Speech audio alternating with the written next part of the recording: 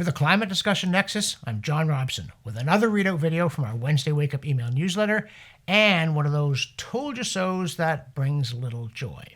Specifically, we've been following the saga of Canada's vast handout to Volkswagen to build a battery plant that the politicians are convinced is such a good investment on its merits that a multinational giant needs about $13 billion of taxpayers' money to swoop on it. Sure enough, as soon as the details were pried out of our transparently opaque government, a firm called Stellantis announced that it was halting construction of an EV battery plant in nearby Windsor, Ontario, until the feds gave it a huge handout too. Aaron Woodrick of the Macdonald-Laurier Institute called it, quote, another proud development in Canada's transition to a hostage-based economy, end quote, while Globe and Mail columnist Andrew Coyne chortled that, quote, we might as well take out an ad. Extortionists wanted, no reasonable threat refused, end quote. Since it seems that the Canadian federal government has spent $139 billion since 2021, or 5% of the country's GDP, on green energy or the promise thereof, you might think, what's another heap of cash on the blaze? Our Prime Minister, by contrast, called it a strategic investment, prompting our usual jibe, how would you know? Justin Trudeau told Bloomberg News, quote, we are prepared to step up and make sure we're competitive with U.S. manufacturing subsidies, but we're going to look at each one on a case-by-case basis. We will think strategically about this, end quote. But right at the same time, a fawning and widely printed Canadian press story said that Volkswagen didn't even come to Industry Minister François-Philippe Champagne hat in hand. Instead, the minister, quote, who is well known for his boundless energy, end quote, accosted its chief procurement officer in the street, cold-called its North American CEO, and pursued the company across 2 continents to cram our cash into its pockets and set this disastrous precedent. Of course, the media are all in. CTV recently said, quote, the 2023 federal budget put the green economy front and center, investing more than $80 billion over the next decade in everything from clean electricity to critical minerals. Finance Minister Chrystia Freeland argued that Canada must either meet the moment or be left behind as the world races toward building the clean economy of the 21st century, end quote. Well, she would say that, wouldn't she? She always does. But there's no such race, just a bunch of governments pursuing pipe dreams on your dime, or your $13 billion, or your $80 billion, or your $139 billion, whatever. It's not their money. In the newsletter, we also note that the latest victim of climate change appears to be Atafona, Brazil. Or perhaps latest isn't quite the word. A website called World Abandoned informs us that, quote, over the last 40 years, the sea has been eroding away at the beachside district, leaving many of the buildings abandoned and decaying at the hands of nature, end quote. So, it started 40 years ago. And when exactly did climate breakdown kick in? But never mind. Another report claims, quote, relentless rise in sea levels has turned the coastline into an apocalyptic landscape. The Atlantic Ocean advances an average of 6 meters a year in the small town, end quote. Whoa, Nelly, that's 18 feet a year. But Atafona is just 300 kilometers up the coast from Rio de Janeiro, where, as the NOAA's Tides and Currents page reports, the sea level has been rising for the past 60 years at a rate of 0.77 inches per century, and 0 inches per year over the last 40 years. Undaunted, a television report raves, quote, once a small idyllic coastal town in the north of Rio de Janeiro in Brazil, Atafona has now become a graveyard of wrecked structures with vultures roaming the sands of the resort town, end quote. Vultures. It goes on that, quote, Atafona, a small town of some 6,000 people, has long been prone to extreme erosion and is now exacerbated by climate change. Global warming is causing sea levels to rise and making currents and weather patterns more extreme, end quote. Finally, it concedes that construction has stripped away the sand dunes and vegetation that used to protect Atafona from the waves. So gee, not climate change at all, was it? Yet even the Wall Street Journal did an et tu brute here, saying, quote, the coastline is receding as much as 18 feet a year at the mouth of the Paraíba do Sol River in Atafona, home to 7,000 people. Climate change has increased sea levels, scientists say. And most of the river's water has been diverted to nearby cities, farms, and factories, thwarting its ability to push back the ever higher waves that sweep away buildings, livelihoods, and memories, end quote. Right. A river delta is being eroded by the sea because humans diverted most of the water that used to bring down silt to its cities, farms, and factories, so obviously climate change is to blame. The journal even blithers that, quote, the weak river flow has accelerated the level of sea rise here, destroying hundreds of homes, end quote.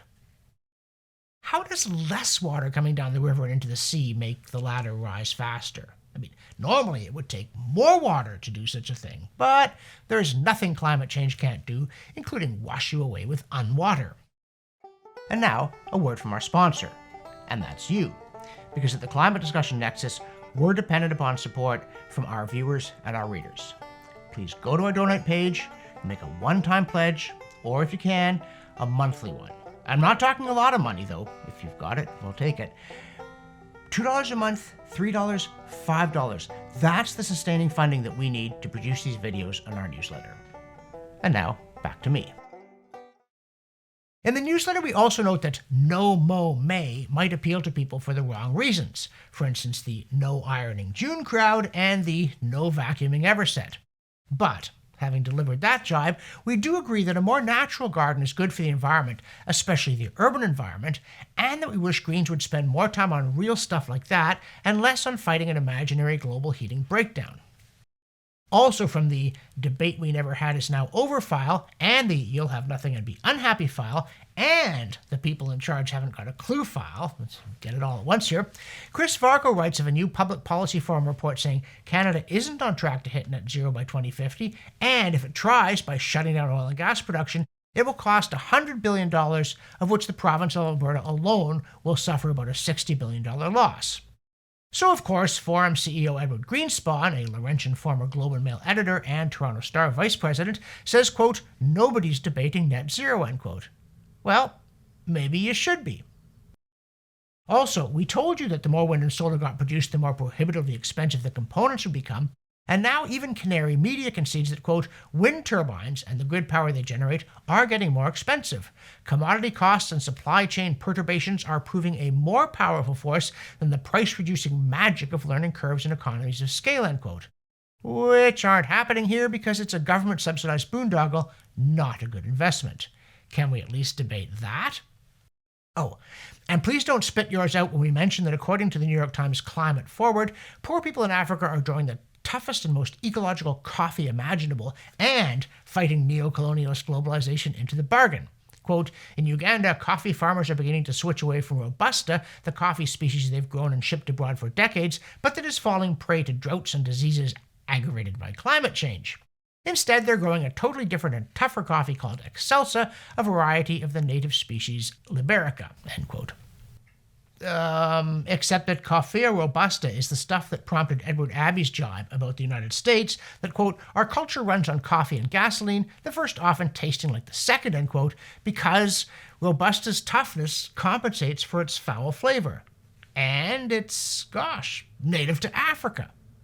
There's also the minor issue that there is no clear trend in Africa with respect to precipitation-related droughts or stream flow-related droughts, and none with respect to diseases that can plausibly be related to a mild warming since 1850 in a continent famous for its natural beauty, rugged landscapes, and nasty diseases like the endemic sleeping sickness that kept Equus ferus caballus out of sub-Saharan Africa for thousands of years. And no, don't try to brew it, it's a horse. Meanwhile, an alert viewer asks us, quote, how long does a wind turbine or solar panel have to run before it makes up for the energy and emissions just to produce it, end quote? Which is exactly the sorts of question that green energy zealots frequently don't ask or answer. Whereas we step forward confidently to shrug and say, anybody's guess, but too long. And how do we know it's too long if it's anyone's guess? Are we just making a stereotypical assumption?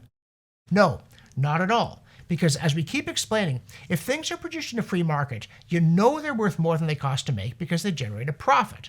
If they don't generate a profit, they stop being made because the company discontinues them or because creditors and customers discontinue the company.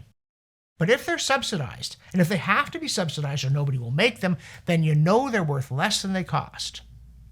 How much less? Well, there the government's going to find out using your cash. And speaking of cash, it seems gradually to be dawning on people, in a world in which you literally can't give away Bud Light for free, that the preferences of the loud and trendy left may not be those of normal people, including when it comes to the famous ESG, environmental, social, and governance criteria that are meant to elbow aside vulgar shareholder profit in favor of the preferences of wokesters who never invested a dime in your company but want control of it for higher purposes that, regrettably, may not include you staying afloat financially.